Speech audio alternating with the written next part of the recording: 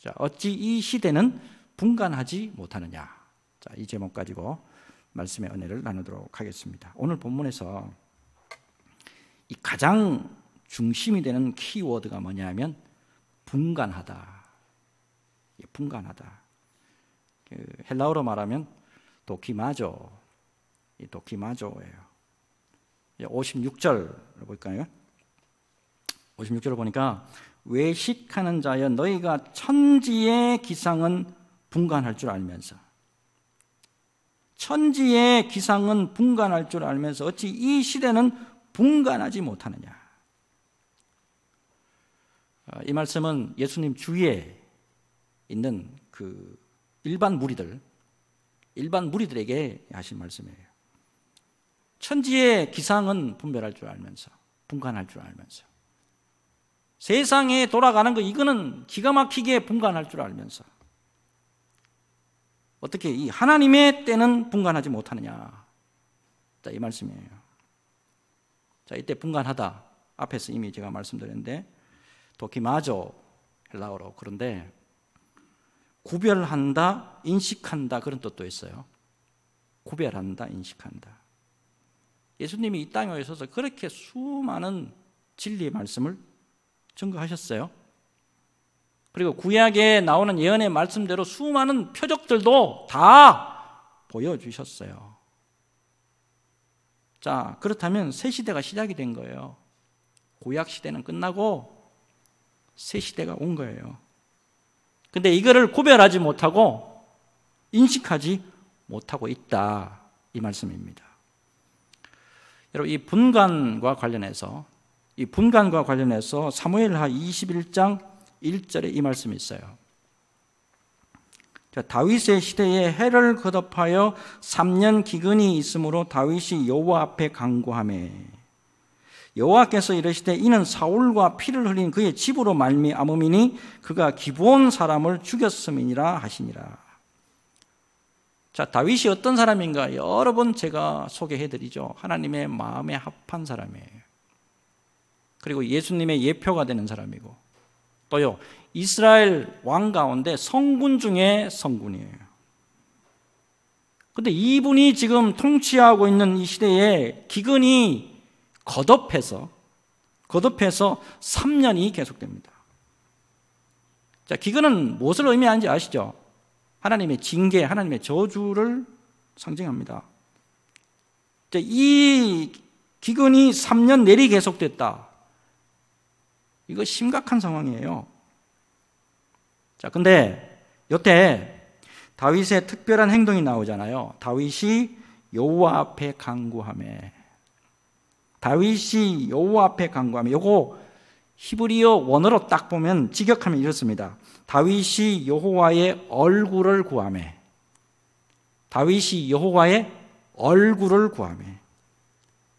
자, 다윗이 하나님의 얼굴을 딱 구했는데 하나님께서 답을 주시잖아요. 사울이 기브온 사람들을 학살해서 그렇다고. 분명히 그 시대와 그 상황 가운데 아주 명쾌하게 분간이 갈 수 있도록 하나님이 응답을 주시잖아요. 결국 여러분 이거예요. 시대와 상황을 분간할 수 있는 비결이 뭐냐? 하나님 안에서, 주 예수 안에서, 성령님 안에서 하나님의 얼굴을 구할 때 이 분간할 수 있는 은혜가 있다 이 말입니다. 자, 그런 의미에서 오늘 말씀은 이 주제입니다. 분간하다. 자, 무엇보다도 오늘 주님 주시는 말씀을 통해서 시대와 상황 이거 잘 분간해서 믿음의 사람으로서 견고하게 서는 은혜가 넘치시기를 예수님의 이름으로 축복합니다. 여러분, 말씀에 집중하셔야 분간의 은혜가 와요. 이 분간의 은혜를 통해서 주님 앞에서 언제나 영광 돌리는 믿음의 종들 다 되시기를 주 예수님의 이름으로 축복합니다.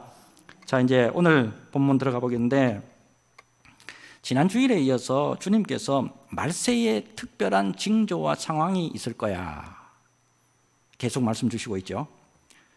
특별히 오늘 말씀은 어떤 말씀이냐면 신자와 불신자 사이에 말세가 되면 신자와 불신자 사이에 충분히 이것이 발생할 건데 뭐가 발생하냐면 분쟁과 충돌이 있을 것이다.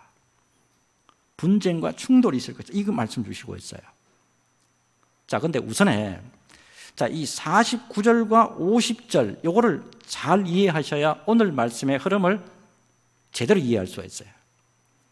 자, 49절하고 50절 보면 내가 불을 땅에 던지러 왔노니 이 불이 이미 붙었으면 내가 무엇을 원하리요? 나는 받을 세례가 있으니 이것이 이루어지기까지 나의 답답함이 어떠하겠느냐? 요거 잘 이해하셔야 돼요. 자, 49절에서 내가 불을 땅에 던지러 왔노니 이때 불은 무엇을 의미하는가 하는 거예요. 불. 많은 주석가들이 주석을 했던데 뭔가 핵심이 없더라고요. 자, 중요한 거는 여러분 이 문맥, 앞뒤 문맥 요거 잘 보시면 이해하는데 크게 무리가 없어요. 자, 불을 던진다는 거 이거 예수님의 사명과 관련이 있습니다. 그리고 여기 보면 50절에 나의 받을 세례 그랬죠. 이 세례, 예수님이 받을 세례, 예수님이 짊어져야 될 거 이것도 예수님의 사명과 관련되어 있어요. 자, 그렇다면 예수님이 던질 불, 예수님이 던질 불은 뭐냐면 심판과 구원을 선포하는 거예요. 이거를 의미합니다. 복음의 말씀을 통해서 심판과 구원을 선포하는 거. 그 다음에 세례는 뭐냐면 예수님의 십자가의 죽으심, 이거를 의미를 합니다. 결국에 예수님이 이 땅에 오셔서 심판과 구원의 말씀을 선포하고 십자가의 죽음으로 인류를 구원하시는 것을 이루시기까지 그 답답함과 괴로움을 통과하셔야 되는 거죠. 그래서 마지막 부분에 한번 보세요. 뭐라고 해놨습니까? 그것이 이루어지기까지 나의 답답함이 어떠하겠느냐. 자, 이렇게 이제 여러분 말씀을 이해를 좀 해주셨으면 좋겠어요. 자, 이제 문제는 이렇게 주님이 선포하신 복음의 핵심이잖아요. 심판과 구원. 그리고 십자가의 대속을 믿고, 자, 이게 굉장히 중요한 건데, 자, 특별히 이 십자가의 구원과 그리고 십자가의 대속을 믿고 영접하는 자와 그렇지 못한 사람들 사이에 어떤 양상이 나타나느냐? 그게 51절이에요. 자, 보세요. 51절. 내가 세상에 화평을 주려고 온 줄로 아느냐? 내가 너희에게 이르노니 아니라 도리어 분쟁하게 하려 함이로라.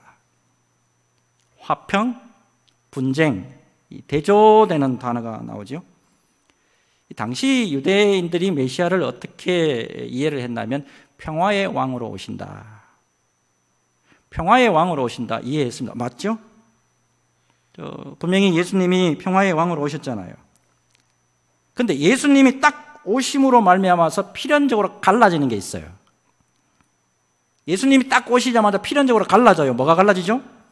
선과 악이 갈라지죠. 그리고요, 진리와 비진리가 갈라져요. 또요, 신자와 불신자가 갈라져요. 영생과 영벌이 갈라져요. 그렇게 되니까 당연히 이 대립되는 두 가치가 분쟁을 수반하게 될 수밖에 된다는 거예요. 요거를 말씀하시고 있는 거예요. 자, 그렇기 때문에 52절과 53절 이렇게 말씀하고 있는 거예요. 이후부터 한 집에 5사람이 있어 분쟁하되 셋이 둘과 둘이 셋과 하리니 아버지가 아들과 아들이 아버지와 어머니가 딸과 딸이 어머니와 시어머니가 며느리와 며느리가 시어머니와 분쟁하리라 하시니라. 믿음 안에서 어때요? 혈연 관계마저 깨지는 아픔도 있을 수가 있다. 이거 말씀하십니다. 우리 예수님도 공생의 기간 중에 어때요? 가족들과의 갈등 없었습니까? 가족들과 갈등이 있었어요. 가족들도 못 믿어줬다니까요. 마가복음 3장을 보면요. 마가복음 3장을 보면 어머니 마리아하고 다른 형제들이 예수님 미쳤다고 잡으러까지 와요. 아울러 제자들을 보면 어때요? 예수님을 따르기 위해서 가족을 우선순위에서 밀어내야 되죠. 지금까지 목회하면서 이 불신의 가정들이 복음화되는 과정들을 제가 많이 지켜봤는데요. 대체로 디모데후서 3장 12절, 디모데후서 3장 12절 말씀과 거의 동일한 과정을 밟더라고요. 디모데후서 3장 12절 이 말씀이 있습니다. 무릇 그리스도 예수 안에서 경건하게 살고자 하는 자는 박해를 받으리라. 예수를 잘 믿고자 합니다. 믿음 생활 잘 감당하고자 합니다. 경건 생활 잘 감당해 보고자 합니다. 그런데 핍박이 오고 박해가 오고 어려운 고난이 오고 고통이 있더라는 거예요. 그런데 여러분, 왜 이런 현상이 나타나냐는 거죠. 왜 이런 현상이 나타나는 겁니까? 여러분, 그동안은 불신자를 장악하고 있던 마귀가, 이 마귀가 절대 포기하지 않기 때문에 그래요.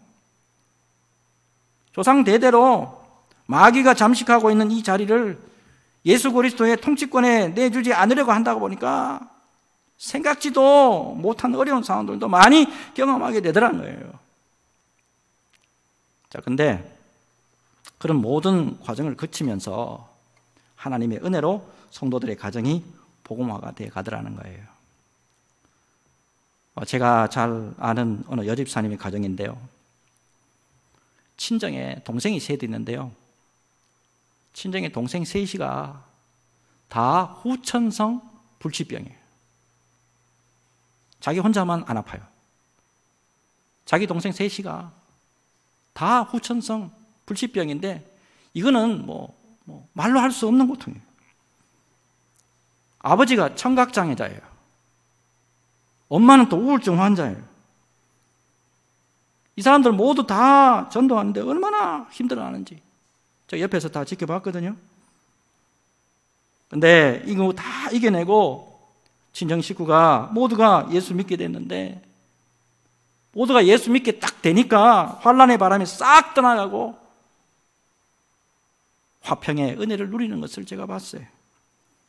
여러분, 복음 안에 있으면, 예수님의 말씀 안에 있으면 진리와 비진리 쪼개집니다.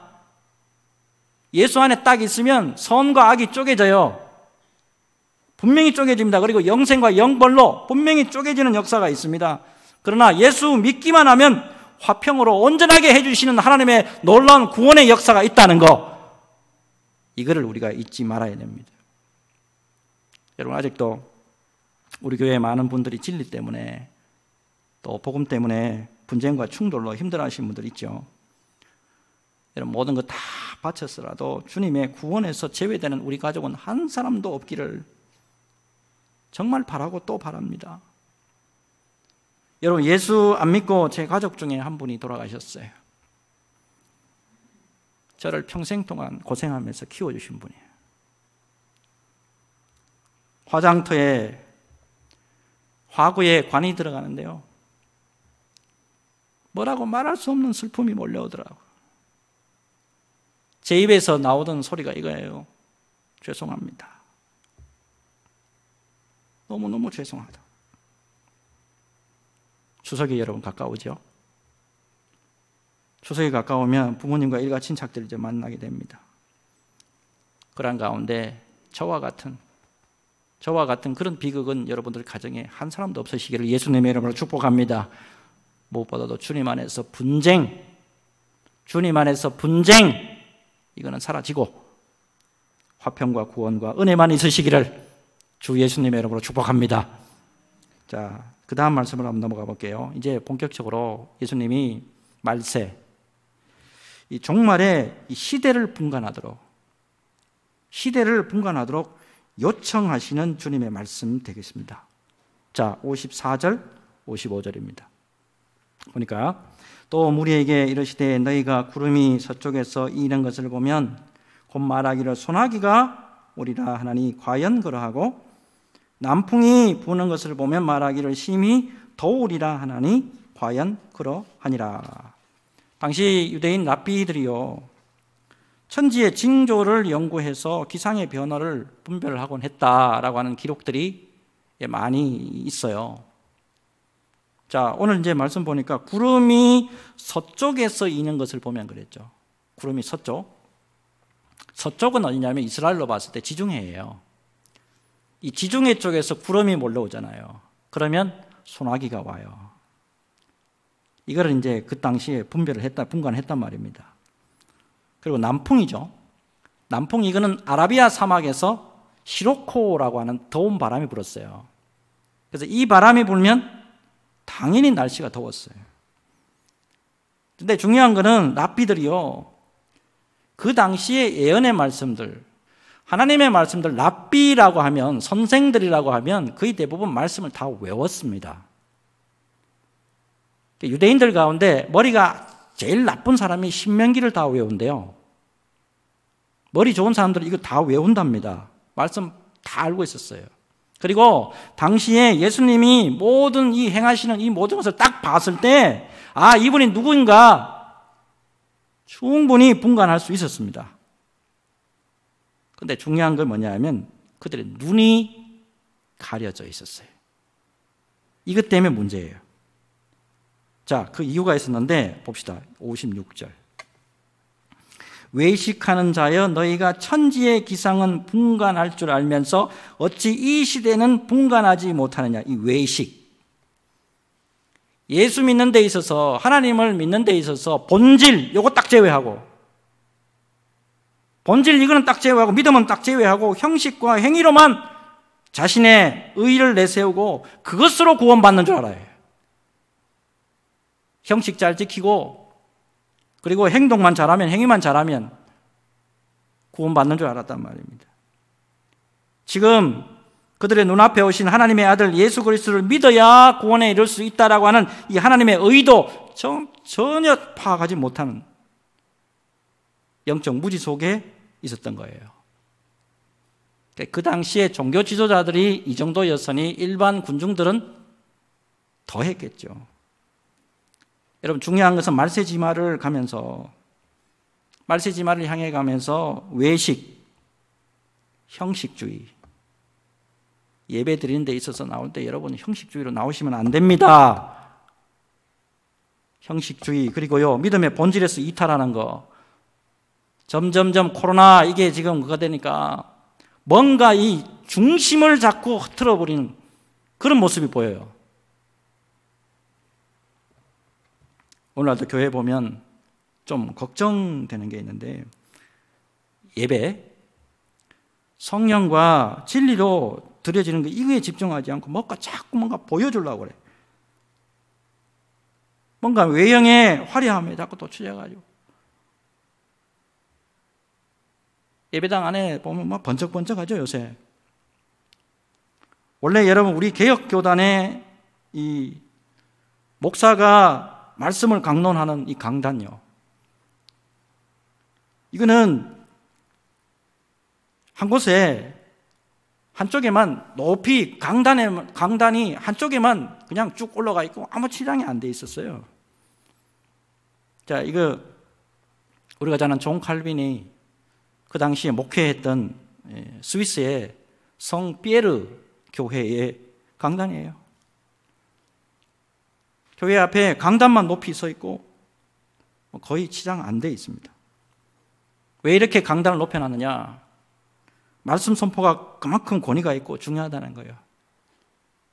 말씀 앞에 엎드리는 교회가 우리 개혁교회의 교단이에요. 자, 무엇보다도 더 염려가 되는 게 있는데, 자꾸 힘들면 힘들수록 자꾸 예배를 피하려고 그래요. 새벽 예배, 자꾸 이제 우리나라 교회에서 새벽 예배가 자꾸 없어집니다. 서울의 모 교회 같은 경우에 제가 잘 아는 교회입니다. 금요철야 잘하고 있다가 금요철야 예배 없애버려요. 여러분, 히브리서 10장 25절. 히브리서 10장 25절에 주님이 히브리서 기자를 통해서 분명히 말씀하신 게 있어요. 모이기를 패하는 어떤 사람들의 습관과 같이 하지 말고, 이 습관이라는 말이 있어요. 안 모이는 분들은 자꾸 이 습관이에요. 안 모이는 거. 모이기를 패하는 어떤 사람들의 습관과 같이 하지 말고 오직 권하여 그날이 가까움을 볼수록 더욱 그리하자 그랬잖아요.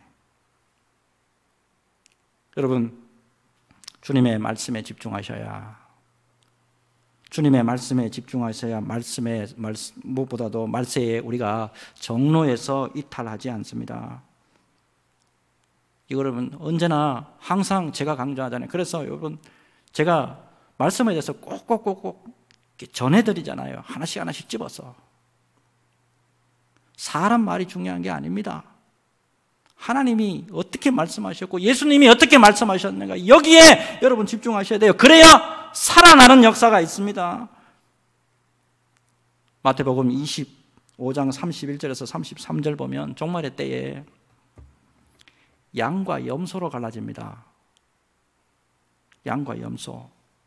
마태복음 25장 31절 32절 인자가 자기 영광으로 모든 천사와 함께 올 때에 자기 영광의 보좌에 앉으리니 모든 민족을 그 앞에 모으고 각각 구분하기를 목자가 양과 염소를 구분하는 것 같이 하여 양은 그 오른편에 염소는 왼편에 두리라. 또한요 여러분, 교회 안에서 알곡과 가라지를 주님이 가려낸다는 말씀도 있어요. 알곡과 가라지. 교회 안에 알곡이 있고 가라지가 있다는 말씀이에요. 그거 가려내신대요. 제가 2년 전부터 이제 수원 신학원, 우리는 이제 수원 신학교라고 하는데 정확하게는 수원 신학원입니다. 여기서 이제 교회사를 제가 강의를 하고 있는데, 신학대학도 아니고 신학대학도 아니고 교회에서 잘 알아주지도 않는 작은 신학원이에요. 근데 놀랍게도 많지는 않지만 이 신학생들이 끊임없이 지원하고 있는 것을 볼 수가 있어요. 강의를 듣는 학생들 중에 손 들어보라고 해도 제가, 그러니까 제일 나이가 어린 최하가 40대예요. 대부분이 50대, 60대 전도사님도 계세요. 근데 제가 야간을 하는데, 야간인데도 불구하고 지금도 자신의 사명을 위해서 몸부림치는 분들이 그렇게 있더라니까. 제가 강의하기 전도 그렇고 강의하고 후에도 그렇고 이분들 위해서 기도하면 그냥 눈물이 펑펑 쏟아져요. 성령 안에서 나도 모르게 그냥 축복 기도가 막 쏟아져요. 그냥. 얼마나 주님이 기뻐하시는 분인지. 여러분, 팬데믹 시대를 살아가면서 이 시대를 잘 분간하시고 우리 주님 예수님이 기뻐하시는 자리에 서시기 바랍니다. 여러분, 무엇보다도 정로대로만 가면 살아나는 역사가 있어요. 늘 주님의 뜻을 여러분 분간하시면서 끝까지 우리의 사명을 잘 감당하는 저와 여러분들이 되어야 될 줄로 믿습니다. 마침표 잘 찍기 바랍니다. 마지막, 주님이 주신 말씀이 있는데 여러분 57절을 보세요. 자, 57절 우리 같이 한번 읽어볼까요? 57절 같이 읽습니다. 시작. 또 어찌하여 옳은 것을 스스로 판단하지 아니하느냐. 다시 한번 읽어봅시다. 시작. 또 어찌하여 옳은 것을 스스로 판단하지 아니하느냐. 옳은 것을 스스로 판단하라는 거예요. 자, 그렇다면 여러분 여기서 옳은 게 뭐냐 하는 거예요. 옳은 게. 자, 오늘 말씀에 이제 최정점으로 가는데 58절 같이 읽겠습니다. 자, 같이 읽습니다. 시작. 내가 너를 고발하는 자와 함께 법관에게 갈 때에 길에서 화해하기를 힘쓰라. 그가 너를 재판장에게 끌어가고 재판장이 너를 옥졸에게 넘겨주어 옥졸이 옥에 가둘까 염려하라. 자, 우선 이 말씀 딱 보면 인간관계에서 갈등이 어떠한 결과를 가져올지 이거를 잘 간파해서 빨리 해결하는 것이 옳은 것이다, 이런 말씀인 것 같아요. 성도와 성도 사이에, 목자와 양과 사이에 갈등이 빚어지고 이거 빨리 해결하지 않으면 기도 막히죠. 여러분, 은혜 막힙니다.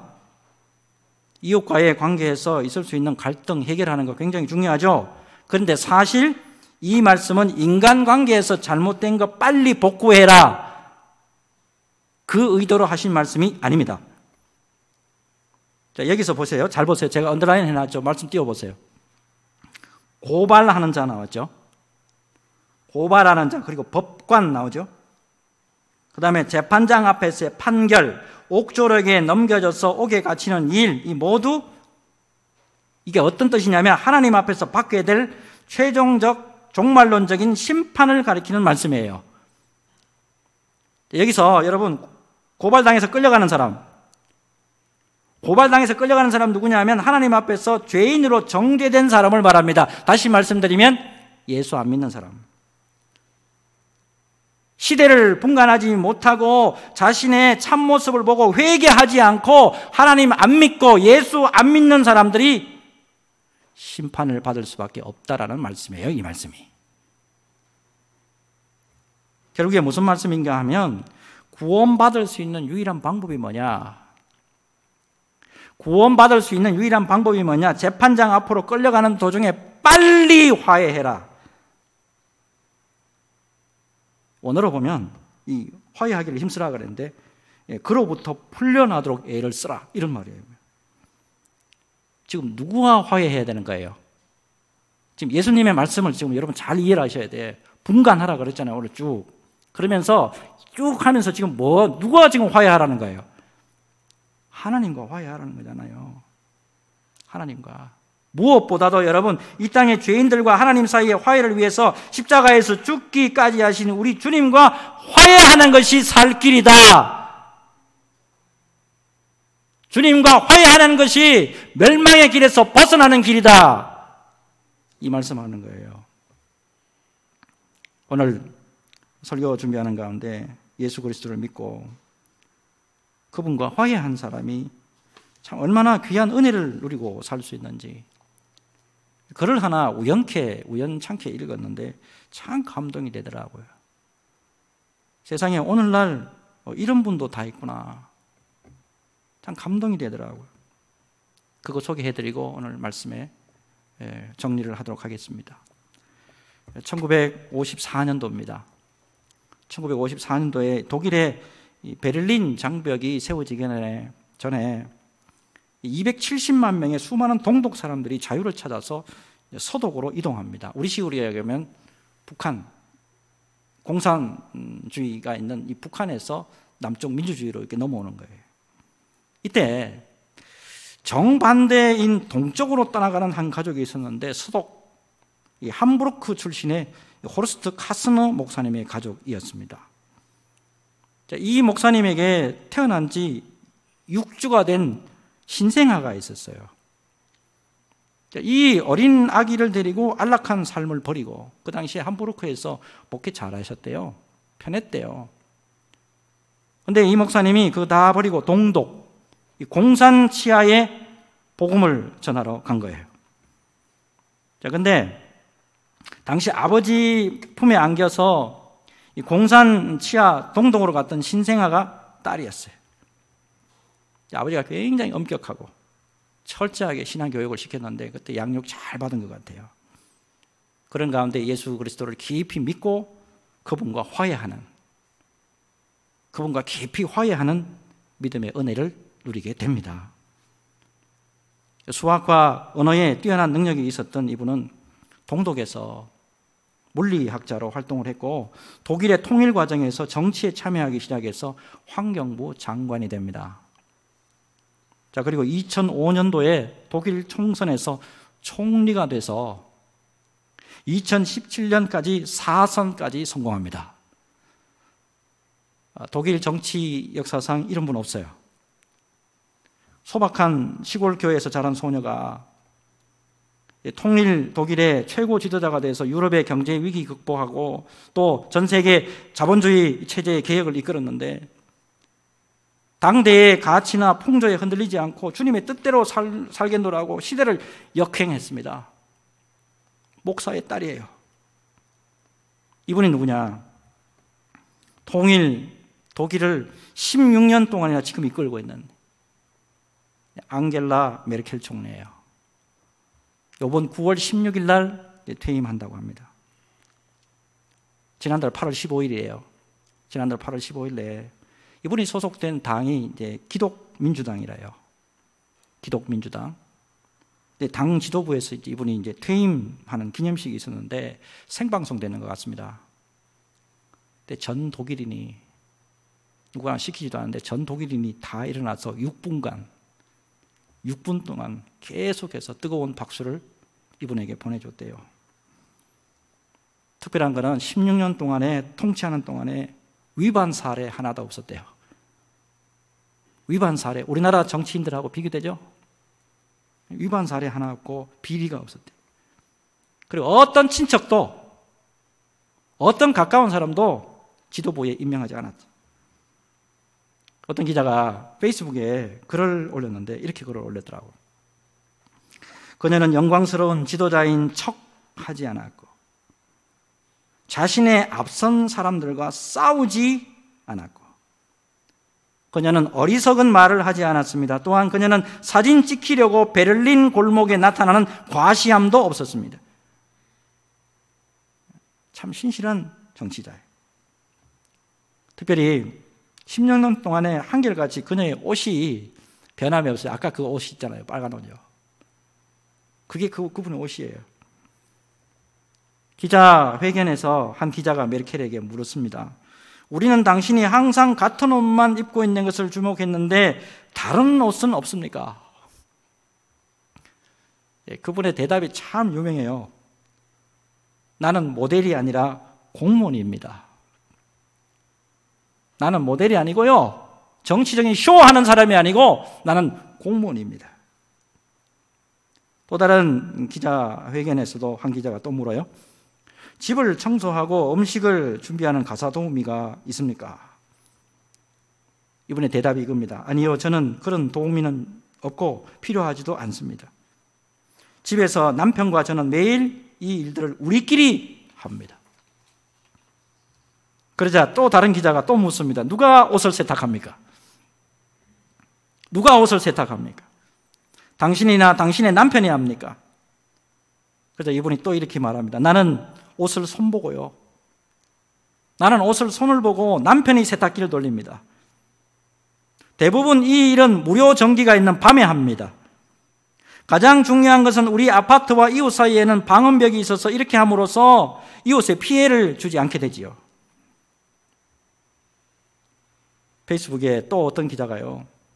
러시아의 독재자죠. 아주 사치가 심한 푸틴.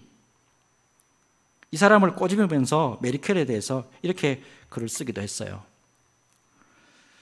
메르켈은 다른 시민들처럼 평범한 아파트에 살고 있습니다. 그녀는 독일 총리로 선출되기 전에도 이 아파트에 살았고 그 후에도 그녀는 여기를 떠나지 않았으며 별장, 하인, 수영장, 정원도 없습니다. 여러분, 예수 믿고 주님과 진정으로 화해한 사람, 예수 믿고 주님과 진정한 화해한 사람들이 이런 모습이라는 거예요. 여러분, 우리 자신에게 한번 물어보시기 바랍니다. 여러분, 우리는 주님과 진정으로 화해하셨습니까? 여러분, 오늘 제가 말씀을 시작하면서 분간하다, 또 기마조라는 단어를 강조해드렸죠. 여러분, 무엇보다도 이 어려운 시대에 가장 중요한 것은 뭐냐면 하나님과의 화해예요. 이 시대에 가장 중요한 것은 뭐냐면 하나님과 화해하는 것, 이거를 분간할 줄 알아야 된다는 겁니다. 우리 주님이 진정으로 선하게 여기시고 기쁘시게 여기시고 온전하게 여기시는 것이 바로 우리 예수 그리스도를 믿고 죄로 막혀있는 모든 것에서 화해하는 것이라는 것, 이거 믿음으로 받으시고 주님의 백성으로서 견고하게 서는 저와 여러분 되시기를 주 예수님의 이름으로 축복합니다. 축복합니다.